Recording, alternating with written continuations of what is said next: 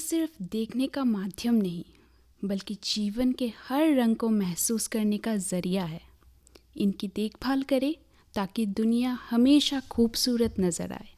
नमस्कार श्रोताओं, मैं अंकिता स्वागत करती हूँ आप सभी का आकाशवाणी के हाफलंग केंद्र में फ्रीक्वेंसी मॉड्यूलेशन 100.2 मेगाहर्ट्ज़ पर। श्रोताओं, आज है वर्ल्ड ग्लूकोमा डे, यानी कि विश्व ग्लूकोमा दिवस। आम भाषा में इसे काला मोतियाबिंद भी कहा जाता है। ये दिन आँखों की बीमारी ग्लूकोमा के बारे में जागरूकता बढ़ाने के लिए मनाया जाता है। श्रोताओं, हमारे आज के इस विशेष कार्यक्रम को और अधिक विशेष बनाने के लिए हमारे साथ जुड़े हैं डॉक्टर मृदुष्मिता कछारी जी। वे हमारे हाफलंग सिविल हॉस्पिटल के senior medical and health officer हैं।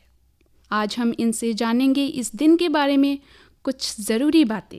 चलिए देरी ना करते हुए शुरू करते हैं आज का कार्यक्रम। हमारे गेस्ट मैम का स्वागत करते हुए, मैम आपका बहुत बहुत स्वागत करती हूँ हमारे आकाशवाणी हाफलंग के स्टूडियो में। धन्यवाद मैम, आज के दिन से जुड़े सबसे पहले आपसे ये जानना चाहूँगी कि वर्ल्ड ग्लूकोमा डे के विषय में आप क्या कहना चाहेंगे कि ये दिन क्यों मनाया जाता है? मैं सबसे पहले ये बोलना चाहूँगी कि ग्लूकोमा के बारे में। ग्लूकोमा एक कंडीशन है जिसमें कि आपका जो आँखों का पावर माना प्रेशर, आँखों का जो प्रेशर होता है वो बढ़ जाता है। उसके बढ़ने से जो हमारे जो आँखों का जो नर्व है, जिसको हम लोग ऑप्टिक नर्व कहते हैं, उस पर प्रेशर गिरता है। तो उस पर प्रेशर गिरने से की वजह से बाद में ज़्यादा प्रेशर गिरने से इसमें अंधापन हो जाता है, ब्लाइंडनेस हो जाता है। तो उसको प्रिवेंट करने के लिए तो अभी वर्ल्ड ग्लूकोमा वीक ना वो हो रहा है, जो मार्च के 9 तारीख से 15 तारीख, मार्च 9 to 15 इसके लिए, तो एज टू मतलब prevent glaucoma amongst the people. Okay ma'am, तो मैम आपसे मेरा दूसरा सवाल ये रहेगा कि मैम, जैसे कि ये वर्ल्ड ग्लूकोमा डे हर साल आज के दिन मनाया जाता है, क्या इसका कोई थीम वगैरह रहता होगा? और अगर रहता है तो उस थीम का मोटिव क्या रहता होगा? हाँ, इसका हर साल में इसका थीम होता है। इस साल का हम लोग का जो थीम है, इसका लिखा है कि uniting for a glaucoma free world.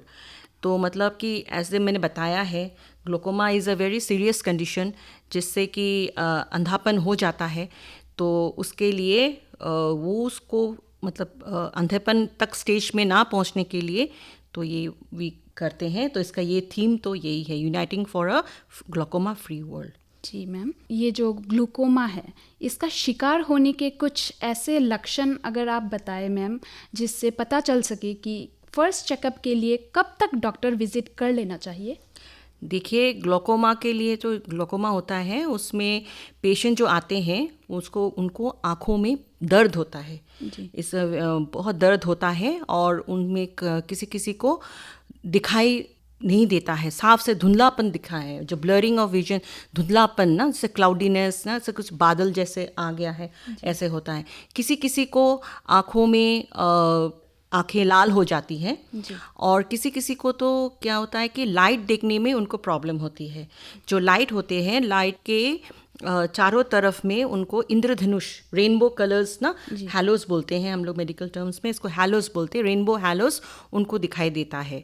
तो ऐसे अगर कुछ लक्षण मिले, जैसे कि अगर आपके आँखों में दर्द हो या आँखों में लाली आ गई है, तो आपको तुरंत डॉक्टर के पास जाना चाहिए इसके लिए। और ऐसे भी मेरा ये होगा कि आप लोग हर साल कम से कम अपनी आँखों का इलाज मतलब चेकअप के लिए तो आना चाहिए एक बार। जी मैम, तो मैम इस बीमारी से कोई सावधानी बरतने से शायद एक एज के बाद इससे हम बच सके, मतलब इस पे आप कुछ बोलेंगे मैम? ग्लूकोमा मतलब जनरली तो ग्लूकोमा मतलब अबव द एज ऑफ 50 होता है। सो उसके पहले तो आप लोग, मेरा तो ये है बचने के लिए, अगर है मगर हो गया तो you should have a regular eye checkup. अगर ग्लूकोमा हो ना हो, ऐसे भी आपको सभी को एक बार साल में एक बार आके आंखें तो दिखाना चाहिए। ग्लोकोमा ही बोल के नहीं है, आजकल देखो after the age of 40s आदमी लोग को हाई प्रेशर भी होता है, जी। डायबिटीज़ होता है या अदर प्रॉब्लम्स भी होते हैं। तो इस सब कंडीशंस होने के साथ साथ उनको मैंने इस सब आँखों में असर होता है, इफ़ेक्ट होता है। सो इसके लिए तो आप लोग आके आंखें दिखाना चाहिए। एक चेकअप होने से तो वी कैन मेक आउट की प्रॉब्लम क्या है। Okay ma'am, so that we can prevent. हाँ जी, ओके मैम। तो मैम अब धीरे धीरे हमारे आज के कार्यक्रम के अंत में पहुंच चुके हैं हम। उससे पहले आपसे मैं आखिरी चीज़ पूछना चाहूँगी मैम, एक डॉक्टर यानी कि एक आई स्पेशलिस्ट होने के नाते आप हमारे सुनने वालों को क्या एडवाइस देना चाहेंगे? मैं यही बोलना चाहूँगी कि आप लोग अच्छा खाएं, अपने डाइट पे ना फ्रूट्स वगैरह लें, ग्रीन लीफी वेजिटेबल्स खाएं, और अपने जो आजकल सभी के पास स्मार्टफोन है जी। सभी आजकल सब कंप्यूटर्स यूज़ करते हैं, लैपटॉप्स यूज़ करते हैं, उसमें थोड़ा स्क्रीन टाइम थोड़ा कम करना है।